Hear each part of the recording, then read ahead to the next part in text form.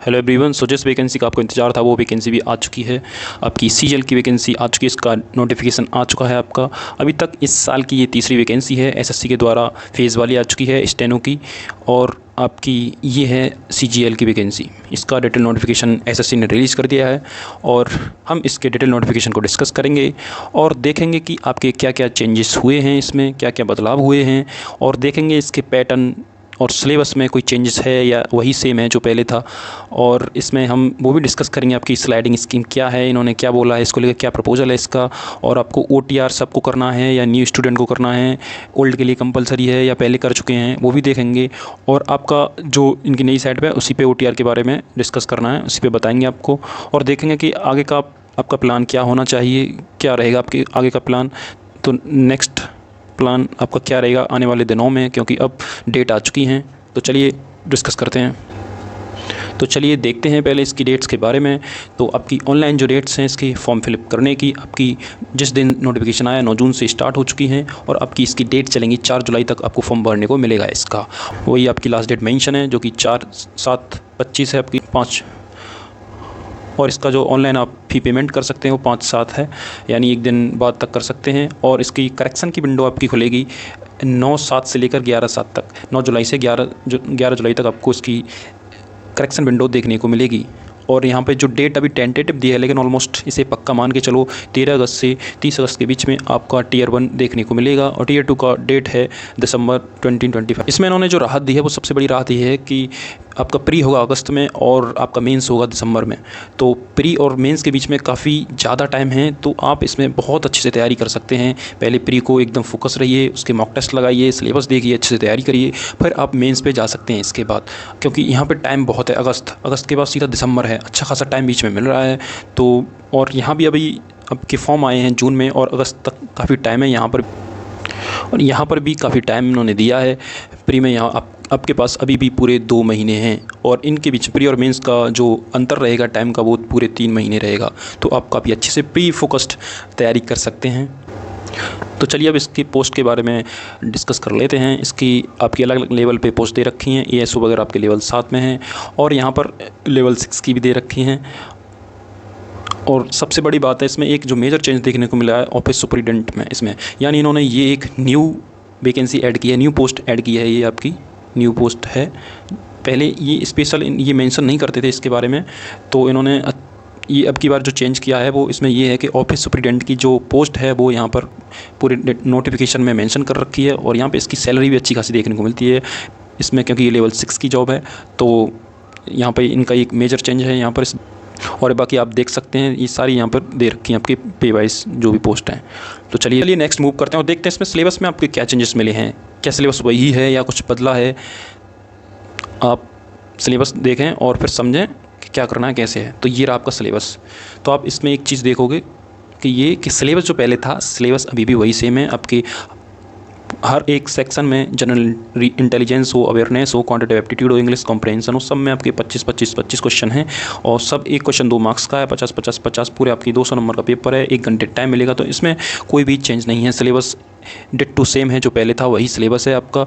और ये paper 2 mains का है, मेंस का भी सिलेबस वही है। सेशन 1 में आपके 2 घंटे 15 मिनट मिलते हैं, उसमें सेक्शन वाइज डिवाइडेड है। इसमें सेक्शन ये मैथमेटिक्स एंड रीजनिंग है, इसमें इंग्लिश एंड अवेयरनेस है। तो ये आपके क्वेश्चन दे रखे हैं, 30 क्वेश्चन है, और एक क्वेश्चन 3 मार्क का है। तो पूरा 180 का पेपर है। ये 45 है आपके इंग्लिश में, और जनरल अवेयरनेस में 25 क्वेश्चन है। तो सेम है, 3 नंबर का क्वेश्चन है, 210 ये। तो इसमें कोई यहाँ पे चेंज नहीं देखने को मिला है, सब कुछ वही है। सेक्शन 3 जो आपका कंप्यूटर टेस्ट है, इसमें 20 क्वेश्चन है, 30 मार्क्स से 60 नंबर है। तो इसके लिए आपको 15 मिनट मिलेंगे। तो ये भी आपका सेम है, कोई भी चेंजेस नहीं देखने को मिले यहाँ पर भी। मैं आपको एकदम जो आपके लिए ज़रूरी है वो हाईलाइटेड पॉइंट दिखा दे रहा हूँ। तो अब यहाँ आता है आपका स्लाइडिंग स्कीम के बारे में इन्होंने क्या क्या मेंशन कर रखा है। तो ये देखते हैं, ये रही आपकी स्लाइडिंग स्कीम। ये है क्या एक्चुअली, ये स्लाइडिंग स्कीम कुछ और नहीं, आपका वेटिंग वाला ही है। ये आपकी वेटिंग ही है, वेटिंग लिस्ट वाला प्रावधान है, जो इस बार काफ़ी बच्चों ने प्रोटेस्ट किया।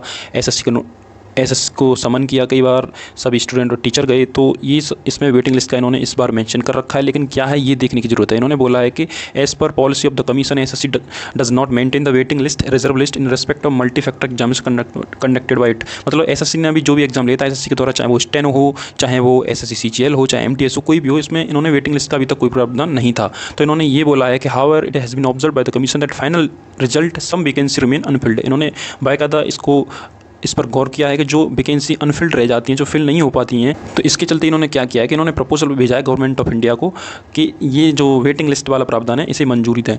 तो देखने को ये मिलेगा कि जो फाइनल डॉक्यूमेंट वेरिफिकेशन हो जाता है उसके बाद कुछ स्टूडेंट जो हैं ज्वाइन नहीं करते, अदर वैकेंसीज होती हैं उनका वहाँ सिलेक्शन वहाँ चले जाते हैं, तो वो अनफिल्ड ना रहें वैकेंसी, इसके चक्कर में इन्होंने वेटिंग लिस्ट का प्रावधान के प्रपोजल जो है भेजा है। अब देखते हैं, अभी इनका फाइनल अप्रूवल जो गवर्नमेंट ऑफ इंडिया से नहीं मिला है, अगर मिलता है तो ये काफ़ी एक अच्छी न्यूज़ होगी उन स्टूडेंट के लिए जो इतनी साल में मेहनत करते हैं या उनकी ओवर एज या टाइम नहीं मिल पाता, उस चक्कर से रह जाते हैं वो, और थोड़े 1-2 नंबर का फासला होता है उनमें, और जिन स्टूडेंट को डिज़र्व करती है जॉब वो उसको नहीं ले पाते हैं, और जो बच्चे दूसरे वैकेंसी में उनका सिलेक्शन हो जाता है वो वहाँ चले जाते हैं।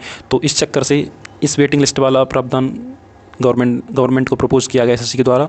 तो देखते हैं अगर ये मंजूरी मिलती है या नहीं। अगर मंजूरी मिल जाती है तो ये काफ़ी अच्छा होगा उन स्टूडेंट के लिए जो थोड़े ही मार्जिन से रह जाते हैं वेटिंग लिस्ट में, कम से कम उनका प्रावधान हो तो उन्हें उम्मीद तो बनी रहेगी। ठीक है, तो इसमें एक इन्होंने ये सबसे बड़ा एक मेजर चेंज है जो नोटिफिकेशन में बाकायदा मेंशन कर रखा है। और चलिए देखते हैं नेक्स्ट और क्या क्या इन्होंने जो इम्पोर्टेंट आपके लिए दे रखा है। यहाँ पर आगे देखते हैं, आपका रिजर्वेशन वगैरह वाला है वो तो सब जो सेम है पहले की तरह ही। हाँ, इन्होंने यहाँ पे मेंशन कर रखा है आपके OTR के बारे में।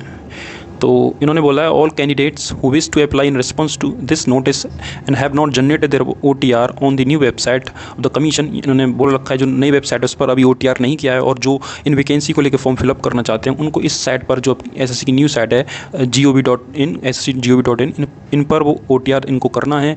और जो ओल्ड साइट इनकी ssc.in, तो इस पर अब वो मान्य नहीं होगा या आपने पहले किया हो या नहीं इस वेबसाइट पर, तो इससे कोई मतलब नहीं है। अब इनकी जो नई साइट है उस पर आपको OTR करना है। जिन्होंने जो ओल्ड स्टूडेंट थे जो अभी एसएससी के द्वारा एग्जाम कंडक्ट लिए जा चुके हैं पिछले साल में, उन्होंने जो ओल्ड स्टूडेंट ने कर लिया होगा तो उनको तो करने की ज़रूरत नहीं है। जो नए स्टूडेंट हैं उनको जो फॉर्म फिलअप करना है तो इसी साइट पे करेंगे, और OTR भी उसी साइट पे करना है। इन्होंने बोल रखा है once an OTR has been generated on the new website it will continue to remain valid for all examination to applied for on the new website. यानी जो भी फिर एसएससी के द्वारा आपके नोटिफिकेशन आते हैं, जो भी वैकेंसी आती हैं, तो आपको फिर बार बार OTR करने की ज़रूरत नहीं पड़ेगी। ठीक है, चलिए नेक्स्ट देखते हैं। इन्होंने नई साइट का जो इंटरफेस है वो दे रखा है, ये रहा आपका जो आपकी नई साइट है, वो इस तरीके का उसका प्रीफेस मिलेगा।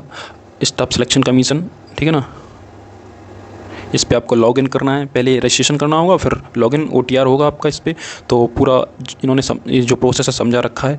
आगे अगर आपको कोई दिक्कत होती है OTR से रिलेटेड या कुछ भी पूछना है नोटिफिकेशन से रिलेटेड, तो आप कमेंट सेक्शन में पूछ सकते हैं। मैं आपके हर सवाल का जवाब दूँगा। जो भी कन्फ्यूजन है, कुछ भी हो, किसी से रिलेटेड हो, आपकी OTR हो या फॉर्म फिलिंग से हो, जो भी आपको पूछना है आप पूछ सकते हैं। ठीक है, नेक्स्ट देखते हैं। तो आपका ये नोटिफिकेशन में यही था जो इम्पोर्टेंट आपके लिए जानना ज़रूरी था। और बाकी आप नोटिफिकेशन में कोई दिक्कत है तो आप बता सकते हैं। और जो अभी आपको मैं इसका नोटिफिकेशन मैंने अपने और ये नोटिफिकेशन मैंने टेलीग्राम चैनल पर अपलोड कर दिया है। तो अब बात करते हैं नेक्स्ट मूव क्या होगा आपका। अब आगे आपको क्या करना है। देखो, आपके पास अभी पूरे 60 दिन हैं, और इन 60 दिनों में आपके पास कितने घंटे होते हैं ये देखिए। आपके हो जाएंगे ये पूरे आपके 1440 घंटे। इतना टाइम, यानी अगर आप दिन में 7 घंटे भी पढ़ते हैं, ठीक है, अगर आप दिन में 7 घंटे भी पढ़ते हैं तो आपके 200 के अराउंड होंगे। यानी इन्हें 200 दिन मान के चलो, आपके पास ये 60 दिन नहीं है 200 दिन है, क्योंकि इंसान 24 घंटे तो पढ़ता नहीं है। तो आप मैक्सिमम 7 से 8 घंटे पढ़ोगे तो ये 200 दिन मानो। इनमें क्या करना है, आपको इस स्ट्रैटेजी को अच्छे से ब्रेक डाउन करना है। आपको अभी तक देखना है कि आपने कितना पढ़ा है, कितना रह रहा है, और इसके बाद आपको अभी से मॉक लगाना स्टार्ट कर देना है। चाहे आपकी प्रिपरेशन 90% हुई हो या 100% हुई हो, या अभी आपकी 85% ही प्रिपरेशन हुई है, आपको मॉक लगाना है। मॉक लगाओगे आपकी कंप्लीट प्रिपरेशन तभी लगेगी आपको, वरना आपको यही लगेगा कि मेरा तो सिलेबस ही कंप्लीट नहीं है, अब क्या करूं। और नोटिफिकेशन को देख के आपको पैनिक बिल्कुल भी नहीं होना है। इधर उधर अब लोग क्या करेंगे कि आपको भटकाना शुरू करेंगे, कोई कुछ स्टार्ट करेगा, कोई कुछ स्टार्ट करेगा, कोई ये सीरीज, फलाना सीरीज, ये मतलब जितने ब्रह्मांड में नाम है सारी सीरीज आ जाएंगी आपके लिए। तो आपको इनसे बच के रहना है। अब तक आपको देखना है कि आपने अब तक क्या क्या पढ़ा है। तो आपको अपनी प्रिपरेशन पर एकदम स्टिक रहना है। आपको ये नहीं कि किसी ने कुछ स्टार्ट करवा दिया, किसी ने कोई बैच स्टार्ट कर दिया तो इन पे भटकने लग जाओ, भागने लग, ये टाइम नहीं। अगर तुम इनमें भटके तो समझो तुम्हारा पूरा करियर जो है ये दाव पे लग सकता है। बिल्कुल आपको अब वो करना है, जो आपने पढ़ा है उसको रिवाइज करो, अच्छे से रिवाइज करो, उस पर फुल कॉन्फिडेंस रखो कि जो मैंने पढ़ा है वो एकदम सही है, एकदम सही है। तुम्हें किसी के भी बहकावे में नहीं आना है। मॉक टेस्ट लगाओ, जहाँ कमियाँ वो उस सेक्शन को खुद ढूंढो, खुद कवर करो। इधर उधर भागने की जरूरत नहीं है। किसी ने वो स्टार्ट कर दिया, किसी ने वो प्रैक्टिस स्टार्ट कर दिया, किसी ने ये कर दिया, कोई ये कर रहा, वो कर रहा है, किसी से नहीं भाग। सिर्फ अपने ऊपर कॉन्फिडेंस रखो, आप बिल्कुल पार हो जाओगे। अच्छी खासी वैकेंसी है। ये वैकेंसी बार बार इतनी नहीं देखने को मिलती। पिछली बार भी 18,000 वैकेंसी थी, इस बार भी 14 के हैं। 14,000 तो अभी हैं, 14,000 प्लस तो अभी हैं, ठीक है। इतनी तो अभी वैकेंसी हैं। अभी तो ये नोटिफिकेशन आई है, इसके बाद भी ये समझो कि 2-4 हज़ार अभी वैकेंसी और बढ़ सकती हैं एंड तक। तो देखना ये है कि अब आपको इधर उधर बिल्कुल भी नहीं भटकना, अपने सिलेबस पे स्टिक रहना है और मेहनत करते रहनी है, ठीक है ना। और आपको कोई दिक्कत है, कोई प्रॉब्लम है, मुझे बताएं कमेंट सेक्शन में, मैं पूरी कोशिश करूँगा आपकी मदद करने की, ठीक है। तो वीडियो को लाइक, चैनल को सब्सक्राइब कर सकते हैं अगर थोड़ी भी हेल्पफुल आपको लगा हो कुछ, ठीक है। तब तक के लिए thank you, best of luck everyone.